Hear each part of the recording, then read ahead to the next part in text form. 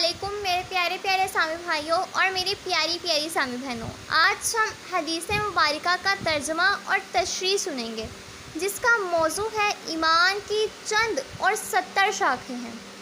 چنانچہ روایت ہے، حضرت ابو ہریرہ رضی اللہ عنہ سے فرماتے ہیں کہ فرمایا نبی کریم صلی اللہ علیہ وسلم نے ایمان کی چند اور 70 شاخیں ہیں، ان سب میں اعلیٰ یہ کہنا ہے کہ اللہ کے سوا کوئی معبود نہیں، اور سب سے ادنا تکلیف دہ چیز کا راستے سے ہٹانا ہے، اور غیرت بھی ایمان کی شاخ ہے۔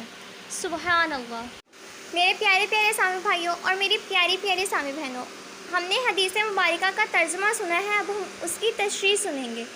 میرے پیارے پیارے سامع بھائیوں اور میری پیاری پیاری سامع بہنوں، یہاں شاخ سے مراد خصلت ہے، یعنی معمولی کام سے لے کر اعلیٰ کام تک سب اسلامی خصلتیں ہیں، کسی کو نہ چھوڑو، یعنی کلمہ طیبہ پڑھتے رہنا، اس کی عادت ڈال دینا، مردے کو کلمہ طیبہ کا ثواب پہنچانا، تیجا وغیرہ کرنا، اس حدیث سے ماخوذ ہے کہ افضل عبادت کا ثواب بھی افضل ہے، یہی بخشنا چاہیے، اور پتھروں، اینٹ، لکڑی وغیرہ جس سے لوگ الجھیں یا ٹھوکر کھائیں، دور کر دینا ثواب ہے۔ ایسے ہی مخلوق کو فائدہ پہنچانا بڑا ثواب ہے، حتیٰ کہ پانی پلانا، اسی لیے بعض لوگ سبیل لگاتے ہیں۔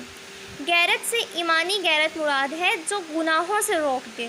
بندہ مخلوق سے، اللہ کے رسول سے، فرشتوں سے، اللہ تعالیٰ سے شرم کرے، گناہ نہ کرے، چھپ کر نہ کرے اور نہ ظاہری طور پر گناہ کرے۔